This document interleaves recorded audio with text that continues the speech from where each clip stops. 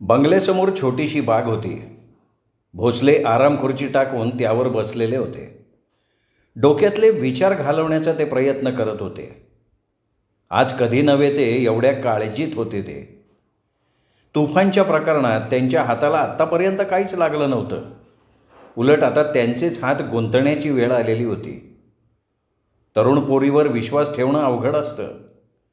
पत्नीनेही तिच्या खोलीत कोणीतरी बोलत होतं ही शंका नंतर का होईना व्यक्त केलेली होती. खिडकीचे उपटलेले गज त्यांच्या नजरेतनं सुटले नव्हते. शिवाय महाबळेश्वरमध्ये घडलेल्या प्रसंगाविषयी रेणुका संयुक्त असं काही सांगत नव्हती. आजपर्यंत केवळ रेणुकावर फक्त प्रेमच करत आल्यानं तिला रागानं विचारणं, तिची उलट तपासणी घेणं त्यांना जमत नव्हतं. आणि शेवटी रेणुका म्हणजे स्वतःचीच अब्रू. पण भोसल्यांमधला कर्तव्यनिष्ठ पोलीस अधिकारी त्यांना स्वस्थही बसू देत नव्हता. त्यामुळे त्यांच्या डोक्यात उलटसुलट विचारांचं आवर्तन उठलं होतं. त्यात हाल होत होते भोसल्यांचे. चंद्रशेखर महाबळेश्वरला रेणुकाबरोबर गेला होता. तो रेणुका घरी आल्यावर दुसऱ्या दिवशी परतला. रीटाच्या नादात जीवाची त्याने अमेरिका केली होती. त्यात पुरा खिस्सा खाली झाला होता. भोसल्यांनी रेणुकाविषयी त्याच्याकडून माहिती काढण्याचा प्रयत्न केला, त्याची उलट तपासणी घेतली, पण रीटाशिवाय त्याला दुसरं काही माहीतच नव्हतं. त्याच्याकडून एवढंच समजलं की प्रकाश लॉजमधल्या चोरीला केवळ तुफानला जबाबदार धरलेलं होतं. चंद्रशेखर पुन्हा घरातून बाहेर गेला तो आत्तापर्यंत परत आलेला नव्हता. चंद्रशेखरची भोसल्यांना आता गरज वाटत होती. त्यांना तो हवा होता जावई म्हणून. रेणुकाचं शक्य तितक्या लवकर लग्न उरकणं एवढंच त्यांच्या हातात होतं. एकदा लग्न झालं म्हणजे सगळी शक्ती एकवटून ते तुफानच्या मागे लागायला मोकळे झाले असते. शिवाय रेणुकाची आता वागण्याची बोलण्याची सगळीच तऱ्हा संशयास्पद होती. कोणत्या वेळी आबरू जाईल हे सांगता येत नव्हतं. रक्ताचा आपला गोळा असला तरी तो तरुण होता. तरुण रक्ताला स्वतःच्या रक्ताच्या नात्यापेक्षा परक्या रक्ताची ओढ जास्त असते. भोसले एक इन्स्पेक्टर होते. त्यांना रेणुका अलीकडे गुन्हेगार वाटत होती, पण स्पष्ट बोलण्याची चोरी होती. आपलेच दात आणि आपलेच ओठ. फाटकातून एक उमदा घोडा आत येताना दिसला. भोसले पटकन उभे राहिले. घोड्याच्या पाठीवर कोणीतरी आडवं होतं. घोडा थेट त्यांच्याजवळ आला आणि पुढचे दोन्ही पाय उचलून मोठ्यांदा खेंकाळला. पाठीवरची व्यक्ती खाली कोसळली. भोसले खाली वाकून त्या माणसाचा चेहरा पाहू लागले. तो चंद्रशेखर होता. त्यांनी घोड्याकडे बघितलं. घोडा वायुवेगानं केव्हाच फाटकातनं बाहेर पडला होता. त्याचा पाठलाग करणं अवघड होतं. भोसलेंनी चंद्रशेखरची नाडी बघितली आणि मोठमोठ्यानं हाका मारल्या, पण काहीही उपयोग झाला नाही. चंद्रशेखर तर पूर्णपणे बेशुद्ध होता. ते बंगल्याकडे बघत ओरडले, अगं पाणी आण. आई आणि तिच्या पाठीमागे रेणुका धावत धावत बाहेर आले. अगं अशी बघतीयस काय, पाणी आण आधी. चंद्रशेखरची अवस्था बघून आईच्या डोळ्यात पाणीच आलं. आता रे देवा असं म्हणत ती गेली. रेणुकानं पाण्याचा तांब्या आणला. भोसल्यांनी चंद्रशेखरच्या तोंडावर पाणी मारलं, पण काही उपयोग झाला नाही. आईचा जीव कळवळत होता. रेणुका मात्र खुश होती. कशी खोड मोडली असं मनातच म्हणत होती. डॉक्टर येण्यापूर्वी चंद्रशेखर शुद्धीवर आला. तो शुद्धीवर येताच म्हणाला, मी इथे कसा. भोसल्यांनी त्याला जास्त बोलू दिलं नाही. तेवढ्यात डॉक्टर आले. त्यांनी चंद्रशेखरला तपासलं, इंजेक्शन दिलं. भोसल्यांनी डॉक्टरांना बाजूला घेतलं आणि विचारलं की डॉक्टर, भीतीचं काही कारण नाही आहे ना. नाही, त्याला फारसं काही झालेलं नाही आहे. कसलं तरी सुगंधी द्रव्य देऊन त्याला फक्त बेशुद्ध करण्यात आलेलं होतं. डॉक्टर निघून गेले. भोसले विचारात पडले, कोण असेल चंद्रशेखरला बेशुद्ध करणारा. त्याच्याशी कोणीतरी अप्रत्यक्ष वैर सुरू केलंय असं अनुमान त्यांनी काढलं. आता विरोध पोलीस स्टेशनपर्यंत मर्यादित न राहता घरापर्यंत सुरू झाला होता. हे घडलं कसं, कुठे घडलं, कोणी केलं, हे सगळं जाणून घ्यायची उत्कंठा त्यांना होती. त्यांनी इशाऱ्याने पत्नीला घरात जायला खुणवलं. रेणुका आधीच स्वतःच्या खोलीत गेली होती. त्यांनी चंद्रशेखरला विचारलं, चंद्रशेखर, आज कुठे गेला होतास तू? कुठेच नाही. चंद्रशेखर, भोसल्यांचा आवाज वाढला. मी टेकडीवर. एकटा? नाही. मग कोण होतं बरोबर? रेणुका. रेणुका? आश्चर्याने भोसल्यांनी विचारलं. हो, रेणुका. ती स्वतःहून आली होती? नाही, तिने जबरदस्तीने पाठवलं. चंद्रशेखर, तू रेणुकाबरोबर गेला होता म्हणतोयस? रेणुका तर बरेच वेळापूर्वी आली आहे. मग तू कुठे बसला होतास? चंद्रशेखर भोसल्यांची नजर टाळत गप्प बसला. मी काय विचारतोय चंद्रशेखर? खरं सांगू का मी? पण तुम्हाला खरं वाटणार नाही ते. चंद्रशेखर पुन्हा बोलण्याचा बंद झाला. हे बघ चंद्रशेखर, स्पष्ट काय ते सांग. माझ्यावर रेणुकाचं प्रेम नाही आहे. हे भोसल्यांनी कधीच ओळखलं होतं. त्यामुळे या वाक्याने त्यांना वाईट वाटलं नाही. वाईट वाटलं ते फक्त त्याचा केविलवाणा चेहरा बघून. त्यांनी या वाक्याचा फायदा घेऊन चंद्रशेखरकडून शक्य तेवढी माहिती घ्यायचं ठरवलं. बरं, मग तिचं दुसऱ्या कोणावर तरी प्रेम आहे. भोसल्यांच्या शंकेला पुष्टी मिळत होती. मी तिथे जाण्यापूर्वीच तो तिथे आला होता. भोसल्यांना आता चांगलाच धक्का बसला. ते खचत चालले होते. टेकडीवर गेलो आम्ही आणि ती त्याच्याबरोबर बोलत बसली. तू विरोध केला नाहीस? केला ना, पण त्यांनी माझी टिंगल चालू केली. रेणुकानी सुद्धा. शेवटी काहीतरी सुगंधित असं माझ्या नाकाजवळ धरलं. भोसल्यांची शंका शेवटी खरी ठरली होती. यावर उपाय एकच आहे, शक्य तितक्या लवकर आमचं लग्न. तशाही अवस्थेत मूर्खासारखा चंद्रशेखर बोलला. भोसल्यांनी त्यावर त्याला काही उत्तर दिलं नाही. ते त्याच्या खोलीतनं बाहेर पडले आणि आपल्या खोलीत पलंगावर जाऊन पडले. विचारचक्र जोरजोरात फिरत होतं. काही केलं थांबत नव्हतं. भोसल्यांना जोरजोरात धडका देत होतं. एवढा मोठा स्थितप्रज्ञ माणूस पण तो उन्मळून पडला होता. कात्रीत सापडले होते ते. चंद्रशेखरसारख्या बावळटाला रेणुका द्यायला त्यांचं एक मन तयार नव्हतं.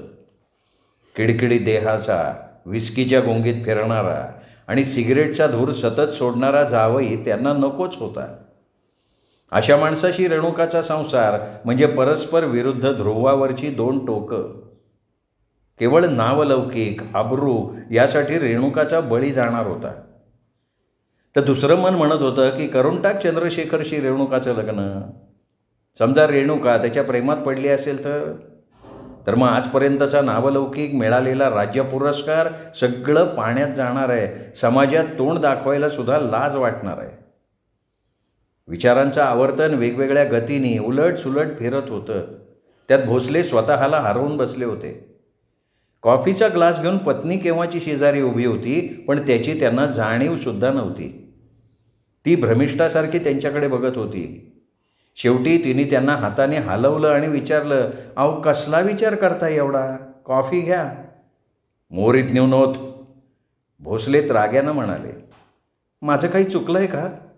अपराधी चेहरा करून तिने विचारलं. भोसले फारसे घरात रागवत नसत आणि रागवलं तर पत्नी नमतं घेई, मग वातावरण निवळत असे. भोसल्यांचा राग क्षणात निघूनही जात असे. पण आज सगळं विचित्र घडत होतं. तुझं काहीच नाही चुकलं ग, माझंच चुकलं आहे. भोसल्यांच्या डोक्याच्या शिरा रागानं, त्रासानं तटातट फुगल्या होत्या. चेहरा लालबुंद झाला होता. ते स्वतःवरच रागवले होते. आम्ही जन्म दिलाय ना. ती नाही काळं फासणार तर मग कोण फासणार? पत्नीचा चेहरा खाडकन पाडला. पोरीच्या हातून काहीतरी घडलंय आणि म्हणूनच हे असं बोलतायत हे तिच्या लक्षात आलं. आपणच तिचे लाड केले ना?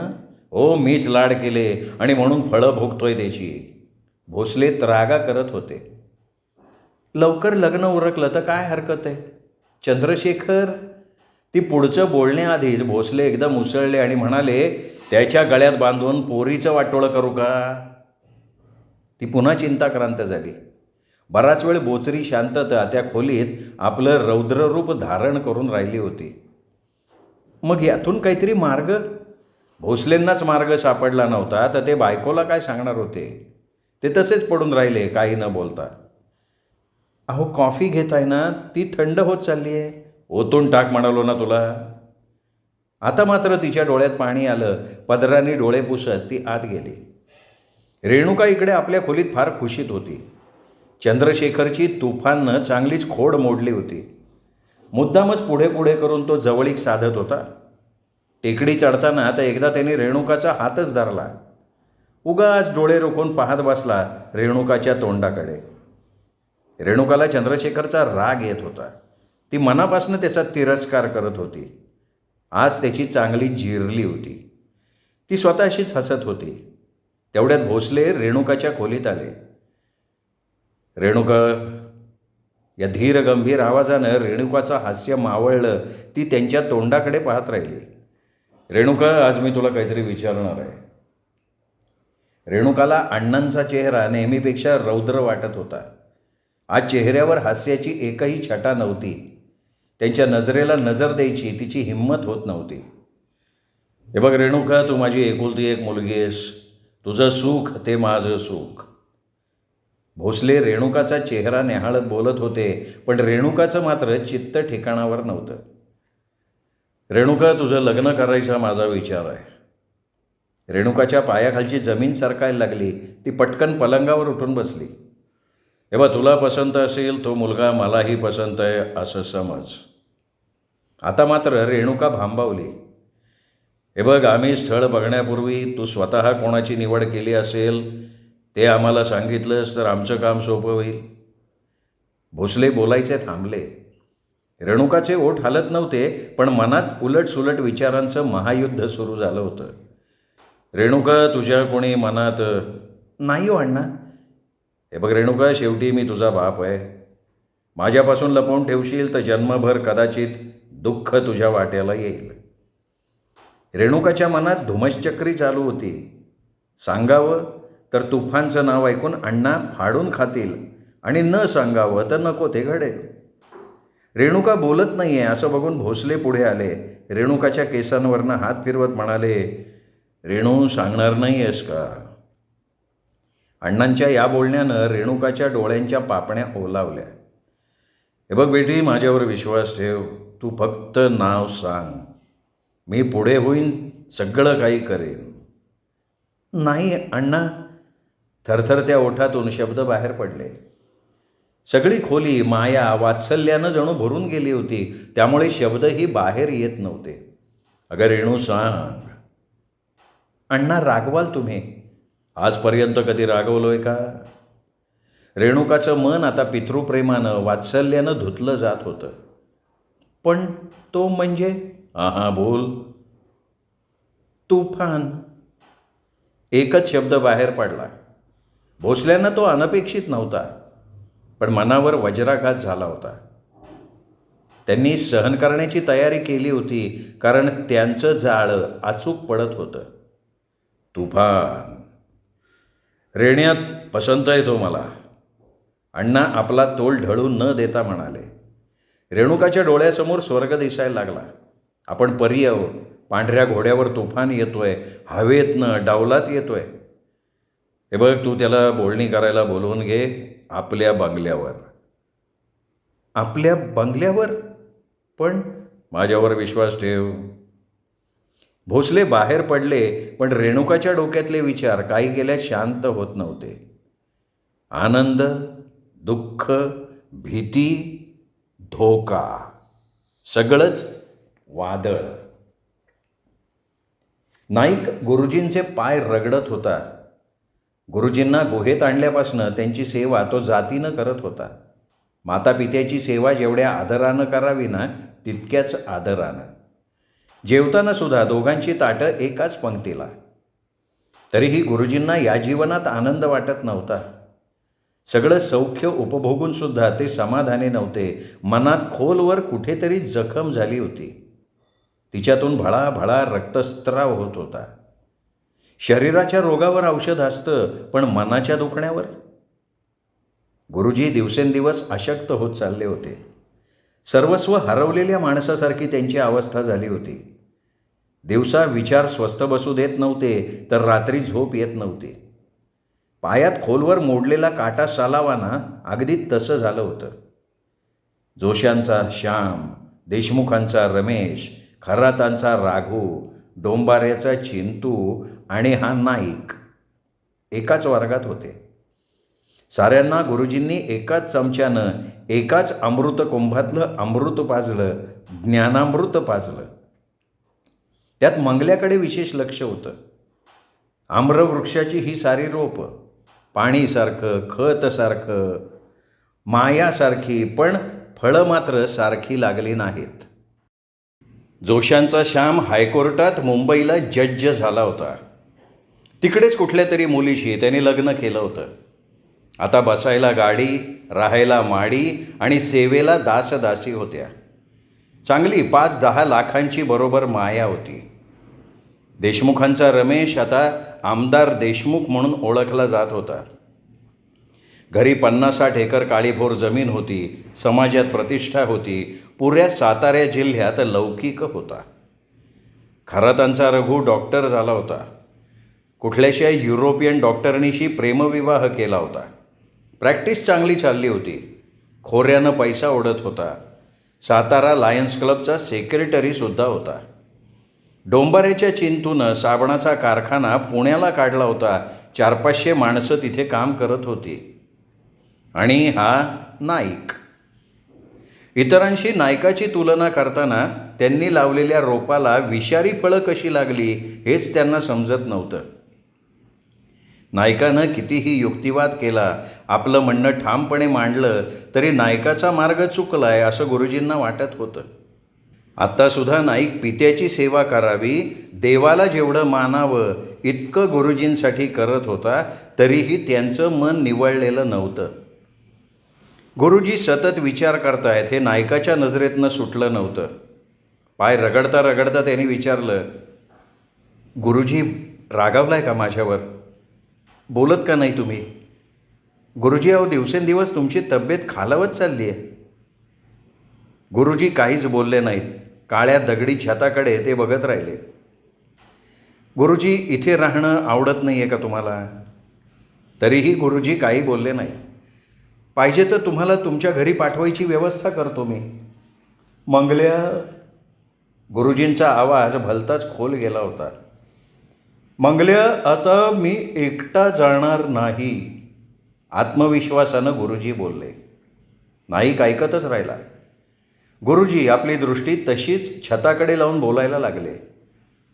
माझ्या अंगात काही सामर्थ्य असेल, सरस्वतीची माझ्या हातून जर काही सेवा घडली असेल, माझ्याकडे काही पुण्य असेल तर ते तुला ओढत फरफटत का होईना माणसाच्या जगात घेऊन जाईल. गुरुजी मग आम्ही जगतो ते माणसाचं जीवन नाही आहे का? यावर गुरुजी हसले. त्यांच्या चेहऱ्यावरच्या सुरकुत्या वेड्यावाकड्या झाल्या. नाही मंगल्या, नाही. अरे हे माणसाचं जीवन नाही आहे. या जीवनाला माणसाचं जीवन नाही म्हणता येणार. अरे पोलिसांची भीती, रक्ताशी मैत्री, सतत भित्र जीवन. गुरुजी अहो माझीच भीती पोलिसांना वाटते. मंगल्या, जीवाची भीती वेगळी आणि जगण्याची वेगळी.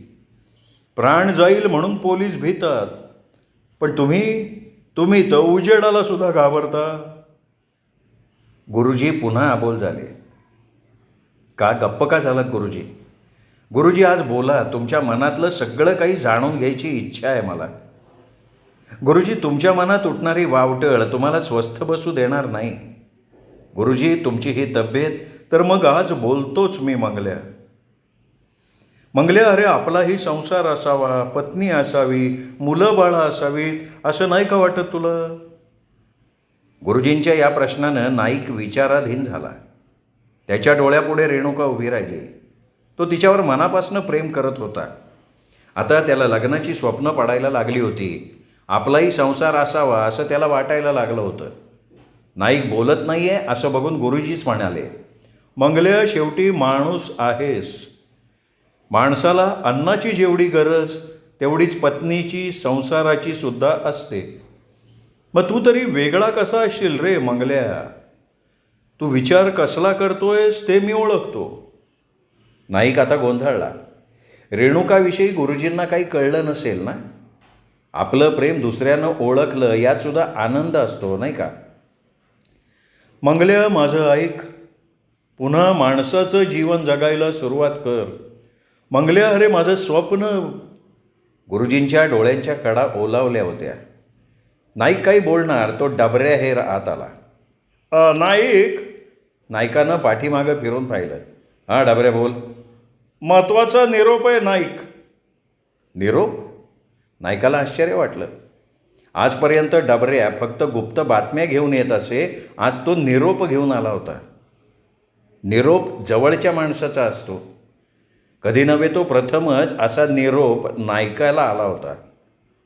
कुणाचा निरोप आहे? बाईंचा. चल मी आलोच. असं म्हणून नाईक लगेच उठला. त्याच्या तोंडावर प्रेमाचा पारिजातक फुलला होता. आनंद ओसंडून वाहत होता आणि गुरुजींच्या नजरेतनं हे सुटलं नाही. गुरुजी उठून बसत म्हणाले, मंगल्या, आपण बोलत होतो तो विषय. मी येतो ना, परत येतो गुरुजी. असं म्हणून नाईक गडबडीत बाहेर पडला. गुरुजींना आशेचा किरण त्याच क्षणी दिसला. तारुण्य हे असं असतं की तरुणांना तरुणीविषयी अत्यंत ओढ असते हे गुरुजींना माहिती होतं. नायकाला कोण्या बाईचा निरोप येतो यात वावगं नव्हतं, तर त्यात गुरुजींना अर्ध अधिक यश मिळवता येणार होतं. ते नायकाला थांबवत होते ते केवळ नायकाची परीक्षा घेण्यासाठी. कल्पनेप्रमाणे त्यात ते यशस्वी ठरले. बाईचा निरोप येताच तो गुरुजींना सुद्धा परत येतो म्हणाला होता. गुरुजी पुढची स्वप्न रंगवत होते. बोल डबऱ्या बोल. खाजगी दालनात नेऊन नायकानं त्याला विचारलं, कोणी दिलाय निरोप? अहो रेणुकाबाईंनी. अरे पण काय तो सांगशील का नाही? आज रात्री बंगल्यावर बोलवलंय. बंगल्यावर? नायकाला आश्चर्य वाटलं. कशासाठी? नाही ते काय सांगितलं नाही बा. नाईक विचारात पडला. रेणुकानं बंगल्यावर कधी येऊ नका असं मागच्या भेटीत सांगितलं होतं आणि आज तिचाच निरोप आल्यानं तो गोंधळला होता.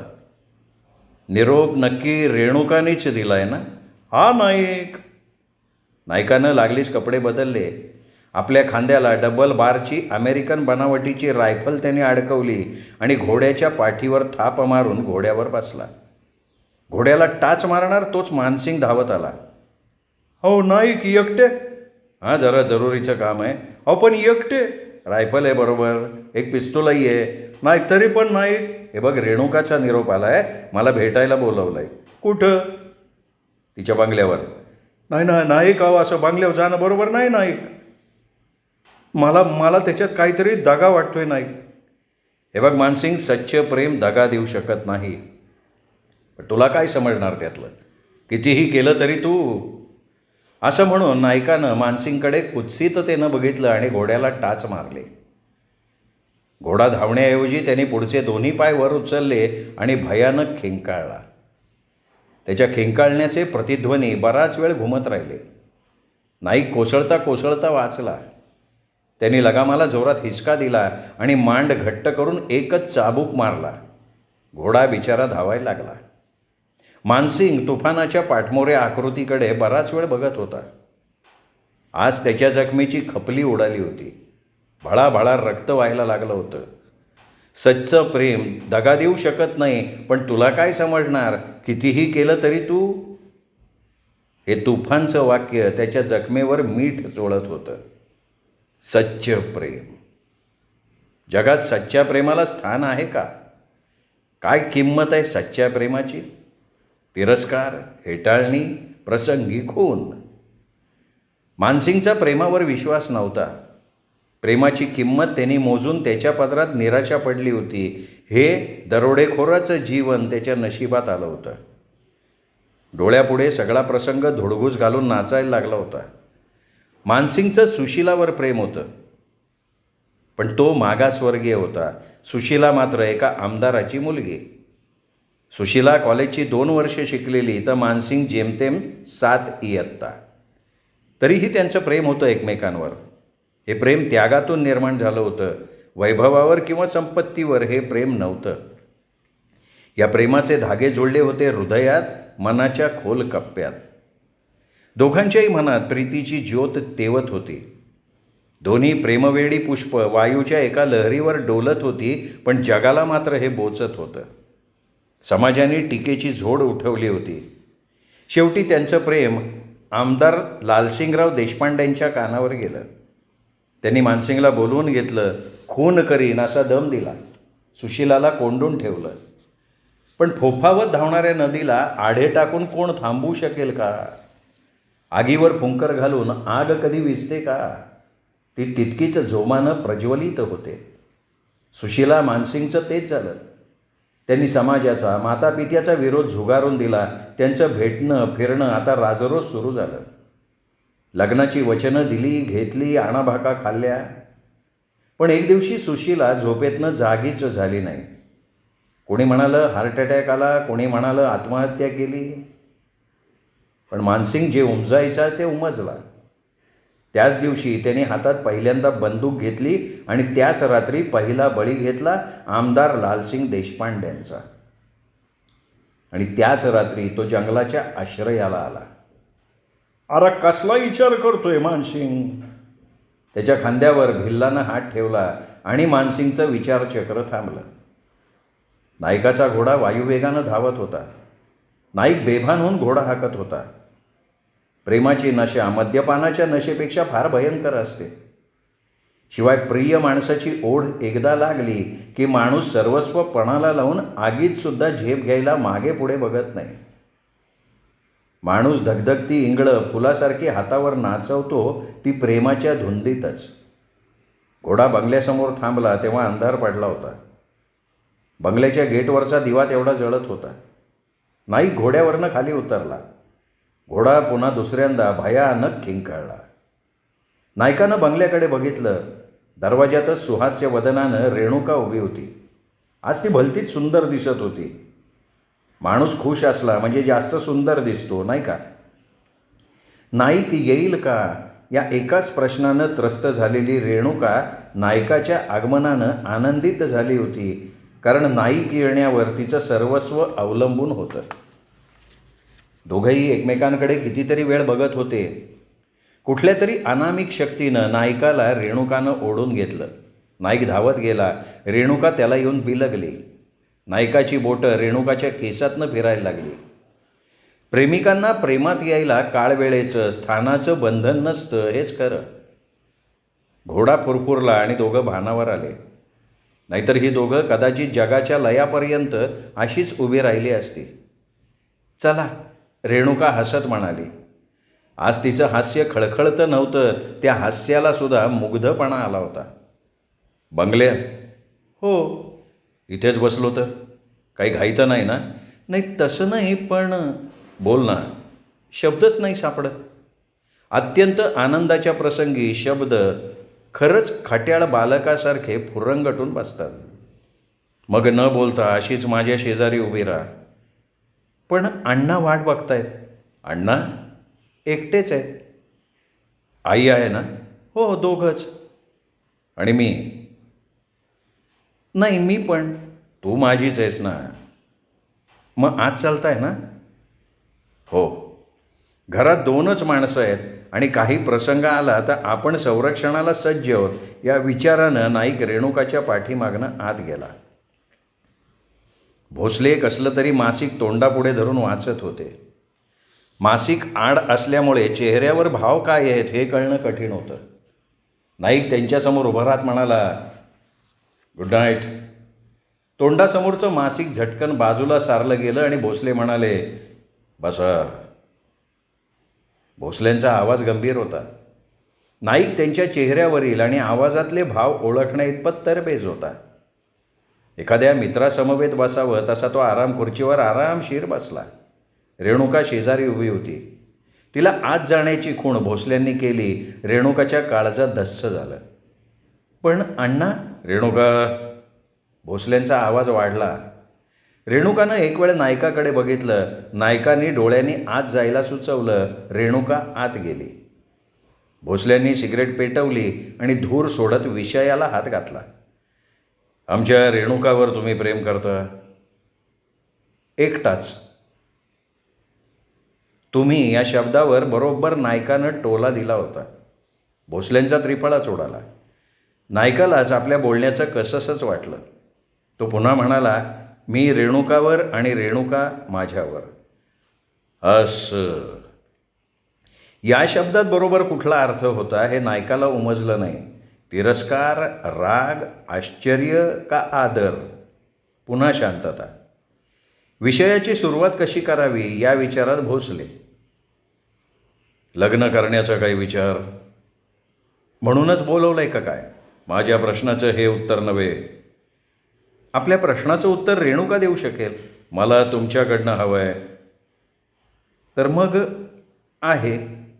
माझा विरोध असेल तर तर तुफान. भोसले रागानं लालबुंद झाले.